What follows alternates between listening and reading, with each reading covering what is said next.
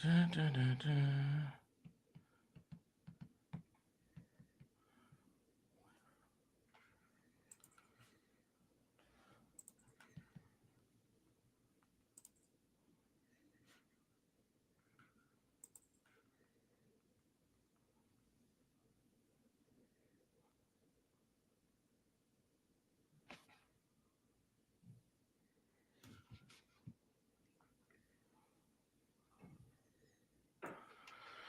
Dun, dun, dun, dun. Dun, dun, dun, dun.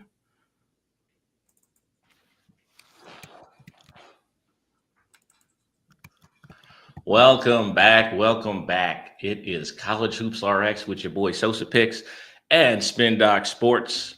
Back with your best bets in the NCAA daily. We're gonna get straight into it. What's the deal, Spin Doc? How you feeling today? Happy Wednesday. We halfway home on the week.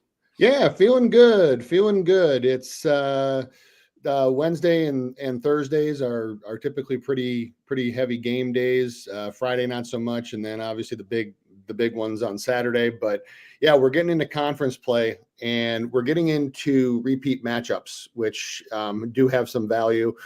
Once you get into those home teams getting on home and home, excuse me, and just a good amount of value for conference teams seeing teams the second time around. You can find a lot of value on dogs, and so it's kind of going to be a theme with today's plays too. Is that the first time around, better teams? I typically look for chalk, and then second time around, in a lot of cases, I look for dogs, specifically home dogs, and especially when they play within close proximity to each other. So all of the games tonight are obviously conference matchups, and can't wait to get into it. So let's go. Yes, sir. As of yesterday, we had 3 plays, and what was the final result in all of The them? final result, 1-2. Ohio fought all game, but their defense, which had actually been really good at home, failed them. They gave up over 80 points. So it's a mental note for me that when you've given up 80 plus in like 4 straight, like they have, now it's bleeding into their home. Into their home performance. It's just something to pay attention to. We got a little bit back with the Bonnies, who won outright. This goes back to what I said yesterday, is that if you're going to take a short money, or if you're going to take a short dog at home, don't take the spread. Just take them on the money line, because more often than not they win. So if you did, you made yourself a little bit of extra money, because the Bonnies were going off at about plus 110, plus 112. And then for the other one, I will make a mental note that Rick Barnes is just going to be off limits here for me. I might not fade him, but I ain't backing that motherfucker. I am backing him. I am backing Bill Self. Like I said, I'm not going to fade. I might not always fade him, but lesson learned to not trust Rick Barnes in big spots. That will learn me. Now, although it doesn't do the free plays a whole lot of good, VIP is on a 5-play win streak. So haven't lost all week. 2-0 Monday, 3-0 last night, and then had some late night degeneracy when Gonzaga. There you go. When Yeah, Gonzaga just your camera had messed up. yeah. When Gonzaga just absolutely beat the brakes off of Oregon State. That was took it pregame, took it second half, took it in game, basically all things Zags. And that goes back to what I was saying before about the second time around, and especially when a good team, because Oregon State a week and a half ago upset the Zags in Corvallis in overtime, and you could just tell last night the kennel was rocking, and the Zags were out for blood. There's some games this year where this Mark Few coach team has shown up a little shaky, little iffy. They've gotten off to slow starts, and it's kind of hurt them, or they've given back leads in the second half. They were locked in last night. There was absolutely no mercy showed. They ended up winning the game by 40. So like I told VIP, I'm like, just take the Zags. I don't really care about the number, because these are the spots where one, a revenge game home when you lost on the road, two, a game that you absolutely need to maintain in the standings, and three, when you lost to a team that shouldn't have beaten you the first time, all of that. If you ever find those spots, all of those add up to a really, really good value spot, regardless of the spread, to just take the team that is going for the revenge. Because, like I said, the Zags were just out for blood last night. They very clearly wanted to just beat the hell out of Oregon State to rinse the taste out of their mouth, and that's exactly what they did. And I think they're a much better basketball team than their record. I don't think they're a 6-loss team. No, they're not. And you see it. It's still the same Gonzaga that we've become accustomed to. Pace, threes, athleticism. I think they got the players to make a run. I think they're a team that I think the adversity they face throughout this season is a good thing. Mm-hmm. And I think once we get to the WCC tournament, they'll be able to handle business. They're clearly the best team in the conference. I know, I don't think they're a 6-loss team. My one play obviously was Butler first half that cashed. They came back and lost and did not cover. So if you took them full game, that's your problem. That's your fault. I don't really give a fuck. I told you first half, Butler at Hinkle, we got the right read. The plus 3.5, they won the first half outright and then proceeded to get smacked up in the second half by the better basketball team. Makes perfect sense. Also, got to give a shout out to Tom Izzo. Big respect. I said it yesterday. I was just going to say that. I said it before we left. If you want more action, take Sparty, because the Gophers struggle at the Breslin Center, and boy, did they. And this is when you start gauging if teams are really good. When a team comes into your home on your home floor that's not supposed to be on the court with you, you escort them off it immediately. You don't even let them hang around. You don't do the shit that UNC did the other night against, I think it was NC State. Yeah, I think so. Where they're 14.5-point favorites, and it's a one bucket game with 3 minutes left. Players are puking, kids are passing out. It was an adventure. But nonetheless, definitely got to shout out Izzo. Team continues to grow. Look like the best team in the Big Ten. And Magic Johnson said he was willing to pay anything for a championship. They might be in the mix for one this year. Yep, absolutely. No, they're looking pretty good. So yeah, if even though that wasn't an official play, I said that at the end too. So if you took that cashed at pretty much any number, you got it at. For sure. Today we're going to get into 3 matchups. First matchup we're going to get into are the Musketeers of Xavier traveling to Omaha, Nebraska to take on the Creighton Blue Jays. We got a Creighton team laying 5.5 at the crib. We are familiar with how good they've been at the house. Their total is at 144.5. What are you liking in this one for the Musketeers versus the Blue Jays? All right. So for this one, actually, I was trying to share my screen, but it's not letting me. Hit present. Oh, there we go. There you go. Yeah. All right. Anyways, all right. So for this one, have a just an interesting spot for the Musketeers. So this is the Ken Palm here for this game, but this is a really interesting spot for the Musketeers. So they're going on the road after basically playing in a variant of their Super Bowl. They got revenge on UConn. They went to war with UConn. I watched that game wire to wire. We had Xavier in VIP, which cashed. It was a physical game. It was a super, super physical game. UConn plays very, very, very physical defense. Xavier matched them. A couple little skirmishes too. But now, a few days later, they got to go on the road to what I think is one of the toughest places to play in the country, down in Omaha. And so this is a prime letdown spot for me for Xavier. Go ahead, Sosa. Sorry. No, I was just agreeing. I mean, yeah, we saw it last year. Number 1 UConn team went in there and got smacked the fuck up wire to wire. That doesn't happen in many places. Nope, it does not. So for me already, I'm looking at this is a prime letdown spot for Xavier just a few days after a physical battle where UConn made a number of pushes. Xavier kept pushing them back. They expended a ton of energy in this game. And now, right after that, now you got to go on the road and you got to go to one of the toughest places to play, not only in the conference, but in the country. So a couple of things I look at here. Number one is you can see over here is that Xavier is 44th in the country in free throws attempted over field goals attempted. That's 39%. But Creighton defense just doesn't foul. This has been a staple of a Doug McDermott defense pretty much throughout his time there. Is that they play straight up and down defense.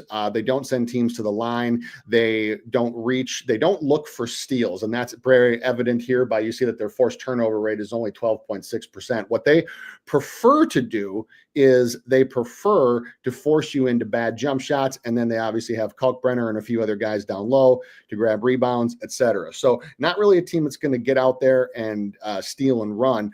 But when you have a team that doesn't foul against a team where they're 39th in the country with 22.5% of their points coming from the free throw line against a team that doesn't foul, and they especially don't foul on their home floor. They only allow, I think, 11-ish free throws, 11 or 12 free throws a game at home, which is one of the best marks in the country. So then you go to Xavier and you say, okay, well, some of their points come from three, 38.3%, 20th in the country. They got multiple guys that can shoot it, but you have a Creighton defense here who is 43rd in the country at defending the three, only allowing 30.3%. The other thing here too is on their home floor, they only allowed 29.4, and in their last three, they've only allowed 23.5. So improving defense. And then you go and look at, okay, if they're not going to score from three, they're not going to get sent to the line. Where are they going to go? Well, they're going to have to score from 2-point range, not their forte. 224th in the country, worse on the road, actually, worse than 49.7, not even making 50% of their shots inside the arc. So you have the offense, I think, a little bit covered, especially after that physical battle with UConn. Then you go over to the other side, and you see that Xavier's defense, pretty decent as far as all of these metrics. But at home, Creighton is just a different animal. Their effective field goal percentage overall, 56.4, but at home in Omaha, over 60%. I talked about this yesterday. I talked about this with a few teams, is that it is very, very difficult to have an effective field goal percentage anywhere of 60% or higher. So you add all that together and you get a Creighton team that is really had some bumps early in the road. They lost 3 in a row back in November when they had Ashworth and a few other guys that were actually right after Pop Isaacs went down for the year. They were still kind of finding their way. McDermott has actually really done some nice adjustments. The only game that they have lost since December 18th has been at Marquette at Fiserv, where they haven't won in like forever. One of the tougher places to play in the country as well. So other than that, they have won 7 of their last 8. And again, they get a Xavier team that's just in a bad spot here. And they're in a bad spot just from the standpoint of they put everything they had into that UConn game. You could tell it was emotional, it was energetic, it was physical, and teams can be in for a letdown after that. So right now, official play would be Creighton -5.5 for the combination of the metrics I just mentioned and the spot that, unfortunately for Xavier, that they happen to be in. It's a tough turnaround to have to go from playing UConn then to having to go on the road at Creighton. Just tough circumstance for them. Best price on that you're getting right now is at -115. It is available at FanDuel. Yep. It's available at FanDuel and ESPN Bet at -115. It's in DraftKings at a juice -125 and MGM at a -118. Obviously, I'm for anything Creighton at home under McDermott. It's really pretty self-explanatory. Next matchup we're going to visit is this the Sun Belt. Is this Sun Belt? SoCon. The SoCon. We got East Tennessee State taking on a UNC Greensboro team. UNC Greensboro laying 1.5 at the crib with an over-under of 133.5, relatively low for a lot of these college games that we've been seeing as of recently. What are we liking in this one? All right, ETSU and Greensboro. So 2 teams that are just behind Samford in the SoCon standings. So when I look at UNC Greensboro, I see a team that has had a lot of success at home. The only loss that they've had at home actually all season was, unfortunately for them, their last home game, which on January 22nd against Mercer, where they actually led by 23, and a combination of some unfortunate circumstances, a little bit of foul trouble A little bit of a couple bad breaks for him. And some bad play, because you don't blow a 23-point lead without doing something wrong yourself. Blew a 23-point lead. They came back and they got a win against a VMI team that was really starting to peak, and that had actually just recently beaten Furman pretty handily, which was something that they hadn't done in a while, and was on a little win streak. So they got themselves right. And again, they have only lost one game at home all year. Now, you contrast that with an ETSU team who pretty much similar to them in standings, pretty much similar to them in strength. You see here with KenPom, 133 versus 128, which is one of the things that's driving the overall spread of being very, very close. But you have an ETSU team where had a mixed bag of results at home or on the road. So they lost to Wichita State, power conference or bigger conference team. No shame in that. They lost to JMU by 10. They lost to Jacksonville, which was not a good loss. They lost to Kansas City, which was an even worse one. They lost to Furman. You see where I'm going with this one. Not a whole lot of success on the road. In fact, while they did beat conference leader Samford recently, other than that, they just haven't had a whole lot of success on the road. And UNC Greensboro does have a number of advantages here. First of all, is their three-point shooting. So you see here, 44th in the country at 37.1%. Multiple guys with Giles and Polite that can knock it, and Atwell that knock it down over 40%. And ETSU's defense, while they're 172nd overall in three-point defense, at allowing 33.3. On the road, it's a little bit of a different story. They actually allow 35.5. They've had multiple games over 40%. And for a UNC Greensboro team, that 40.5% of their points come from the three-point line, which is ninth in the country, and almost 45% of their shots are threes. Not a good mix. They've actually, in their recent history, they've actually allowed a bunch of threes, especially on the road. And in some of their road losses, they've allowed 12, 13 threes. You do that against Greensboro, you're going to be hurting, because, like I said, they have four guys in their rotation that can just absolutely knock it down. The other thing that Greensboro does, especially at home, is they defend the three. See here with KenPom, 28.7%, which is 11th overall in the country. And at home, that's even better. And last three, they're allowing 22.1% from beyond the arc. That's by far, that's even better than Tennessee. It's sure as hell better than Tennessee last night, but it's better than Tennessee for the season too. It's better than Tennessee's home mark. So an excellent team at defending the three. You see here that ETSU gets 36.7% of their points, top 65 from beyond the arc. And they don't have a whole lot of size. So this is going to be a game that's going to be decided by the guards. And looking at the personnel for this one, I prefer Atwell, Giles, and Polite. I prefer their shooting. I prefer their quickness. ETSU does have a little bit more length on the wing, but they don't have as much quickness. Greensboro can use that to their advantage. And you also have a ETSU team that fouls a considerable amount, and that also doesn't shoot the ball well inside the arc, especially on the road. So you give me all that. You give me a short spread. You give me a Greensboro team that has only lost one game at home all year. And it was, again, they did themselves in, but they also had some bad circumstances where they blew a 23-point lead, but then they got themselves right immediately after. So short spread for this one, -1.5. I will take it. So Greensboro, -1.5 official play. My man. And then let me see. In regards to that, can we get a better price somewhere else? Best price on that. FanDuel -110. You're not really getting it anywhere else. You're getting it on DFS. Well, see, this is 110, bet 365, same thing. No price change on the, or no number, no number change anywhere else. All right, on to the final game of the day for you. We got Syracuse traveling west to take on Stanford. Stanford laying 9.5 at the crib, over under a 148.5. What do you like or hate in this particular matchup? And I'll give my two looks at the end. I'm all dogs. I'm nine times out of 10 all year. All people are getting from me is dogs. All right. Well, this has been an angle that we've used in VIP a few times, is the East Coast teams traveling across the country, all the way across the country to play a conference game, especially after you just got done playing on your own coast. And there's something that can be said about it. We have that here because Syracuse, first of all, they're in a slump. They've lost 3 of their last 4. They've actually lost 2 of those games pretty handily. Louisville just beat the hell out of them. Clemson won pretty handily, and then they lost to Pitt.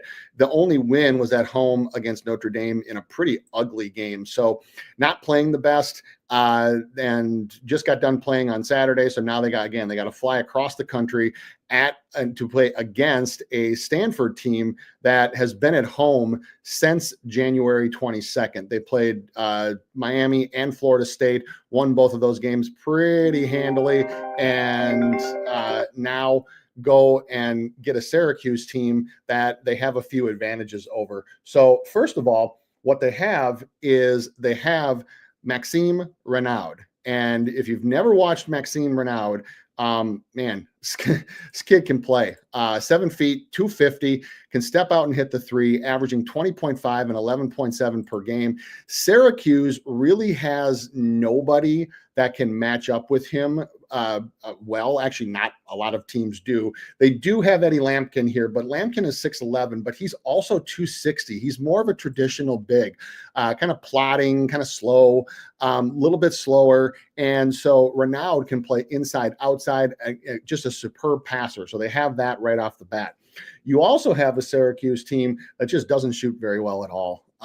This is kind of a departure from some of the Jim Boeheim teams that they used to have. They don't have a lot of three-point shooters, 290th overall. You see here with their personnel, I mean, Lampkin's at 50%, but he's only taken like under 15, I think. So, but you see 31, 33, 31, 26. And if you watch them, their offense really isn't even designed to shoot the 3. They're 309th in percentage of shots that are from beyond the arc. And you have a Stanford team where at home, they defend the 3 exceptionally well. They're top 100 overall. Last 3, and keep in mind, 2 of these were East Coast teams traveling across the country to play them, who were similar in metrics to shooting the 3. They've allowed 24.5%. So if they're not going to score from the outside, Renaud's got the inside covered. Stanford can be prone to fouling a little bit. The guards get kind of clutchy, grabby. So there can be some fouls, but you have a Syracuse team that doesn't really get to the line a whole lot either. 218th in percentage of points from the free throw line. They also don't shoot the free throw. They also don't shoot free throws very well either at 275th. And you have the other thing, the advantage that Stanford has is they don't turn the ball over. While their guards do play pretty aggressive, and again, kind of, they're overly aggressive on the perimeter. What they do is they take care of the ball. 15.2% turnover rate, which is 42nd in the country. So everything, all that together with a Syracuse team that is flying across the country, that is not playing well. You can take Stanford full game, but I've watched Stanford a few times this year, and I have watched them. I don't want to say mail it in the second half, but I have watched them kind of just put it on cruise control. They get Renaud out of the game before, to avoid any injury, et cetera, because he's like their guy, like their offense. So first half for this one. So first half, Stanford -5.5 would be the official play for the show. My man. And now listen, for me, I'm going to the depths, the absolute depths of the bottom for my 2 plays today. My first play is going to come against the number 1 team in the country. Ooh. And we are taking LSU with the points tonight against the mighty Auburn Tigers. I might either be a fucking idiot or a genius. We'll find out halfway through the game. Listen, I think Auburn's the best team in the country. I think they've kind of shown that. With Broome, they're kind of a cheat code. They play aggressive defense. They're really, really good. They find ways. They just find ways, right? And 9 times out of 10, they're the more talented team. They are the more talented team. I just feel like in a big interconference matchup, in-conference matchup against a going on the road, I think LSU's crowd and the referees give them an opportunity to keep it close. I think ultimately Auburn's the better team, but I think it's too many points. This line's fluctuating from 12 to 13.5, depending on where you get it. It got all the way up to 13.5. But I'm taking LSU with the points. I think it's sounds psychotic. It'll cash by the end of the night. And my second play is another one that's kind of psychotic. It's in the George Mason Loyola Chicago game. The Ramblers have been also, quick stat about LSU. They haven't lost a single game all season. They've lost one game all season by more than 12 points. The entire season, they've lost one singular game by 12 or more points. For them to be dogs by 12 or more, I think it's slightly disrespectful based on the results we've gotten from them this season. I don't care about who they've seen. If I've only seen them get beat by double digits once all season, I'm going to take my chances with the 12-point spread. And now with the Ramblers, I like Loyola Chicago to fight tonight. I think if you're getting the 8, take the 8. Some places you're getting it 7.5. I like for Loyola Chicago to bring it to the Patriots and give them a fight. Right now, you're getting their 7.5 at a -104 on FanDuel. We're rolling with dogs. That's what I'm on. 100% rolling with underdogs.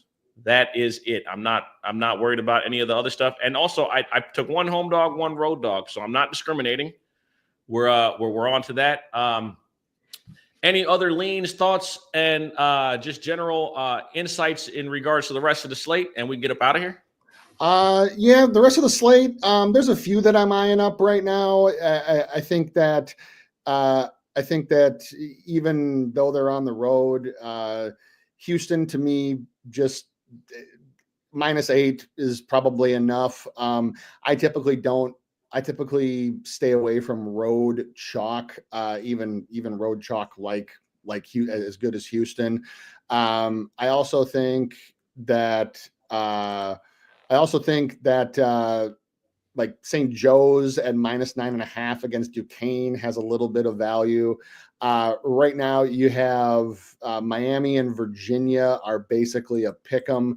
That game, maybe look at the under because like that game might just be the ugliest game of the night. I don't even know if I want to watch a minute of that game. And then the other one would be the over for UConn and DePaul. Reason being is because UConn, kind of a get right spot for them going at home against a better DePaul is not like just the automatic W that they used to be in the conference anymore. But the other thing with DePaul is they got some kids that can knock down jump shots. And the one weakness that UConn has had all year, they're almost dead last in this. And this is the UConn Huskies, is defending the 3. So I think that you can look at the over there. That spread is kind of in no man's land. It's not one I want to touch, but 142.5 is the best number that I can find for that one. It is on FanDuel right now. 143 is on DraftKings. Anywhere in there is fine. I think that with UConn's inability to defend the 3 and UConn just knowing how Dan Hurley coaches with them basically being out for blood tonight, I think that you could see some points in that game. Other than that, I'm good. All right. Well, again, it's Wednesday, the 29th of January. We're back with more tomorrow. Make sure you guys like, subscribe. Like the video, subscribe to the channel. You'll see it in the upper right-hand corner. Make sure you guys like the video for certain. Follow Spin Doc Sports and Daily Bread Clips on X/Twitter. And catch us in the AM. We'll be back with more money for the people.